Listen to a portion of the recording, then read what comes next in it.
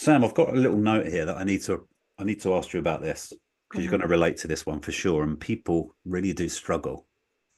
And something that I've discovered talking with people over the years, especially with symptoms of disease and diagnosis, um, there is a part of us for some people that don't want to relinquish their symptoms or their diagnosis, because after a while, for some people, what they get from having the problem outweighs the negative effects of the problem itself. Yeah, Let me say absolutely. that again. Having the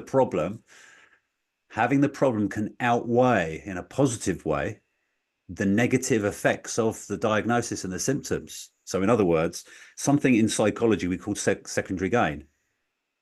Okay. And it's something that we talked about quite a lot, wasn't it? It was. It really was. Having you become consciously aware that, hey, Sam, there may well be a part of you, an adaptive part of you.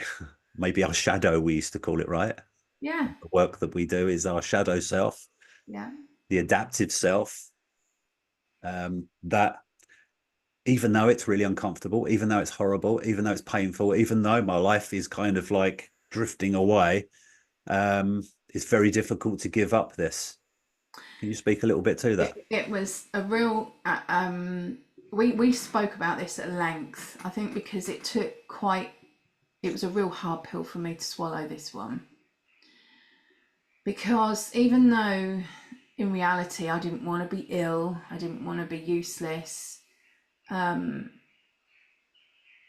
I had got a lot of attention for being this way. Um, so people would come and visit me, check up on me, and make sure I was okay, or talk to me in a very sympathetic way, and that was quite soothing. And it was filling the the love and the connection, I suppose, that I was lacking because I was too busy pleasing everybody. When I had stopped, I was then getting all this love and attention because I was ill. So, where I can still have that because I've got friends and all the rest of it, it was coming with almost like a negative connotation added to it, well, link, because it was linked to everything that I didn't want in my life. Yeah. So even though the love and the sort of people coming around me and noticing me and bringing me the cups of tea instead of me having to make them, it was coming in sympathy or in pity rather than a joint sort of meeting you halfway kind of friendly Okay. kind of thing, social interaction. Um, so I was craving that. And Okay. so the other attachment was I needed money. And at the time I was on benefits. So I had to live this illness tenfold because if anybody could question it, I would lose money.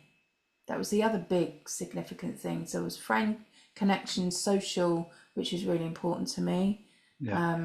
I love talking to people and enjoying people's company, but I also, like everybody, like a bit of money to be able to do stuff and buy stuff and Mm. just exist. So I had the huge attachment, and probably the bigger one was the money. I Okay. had to be this Yeah. ill Yeah. to receive money. Yeah. So it was Okay. it was now my job to be ill. Yeah. And This is a real I rut to found, be in, right? yeah, I was scared to be well because it meant losing money.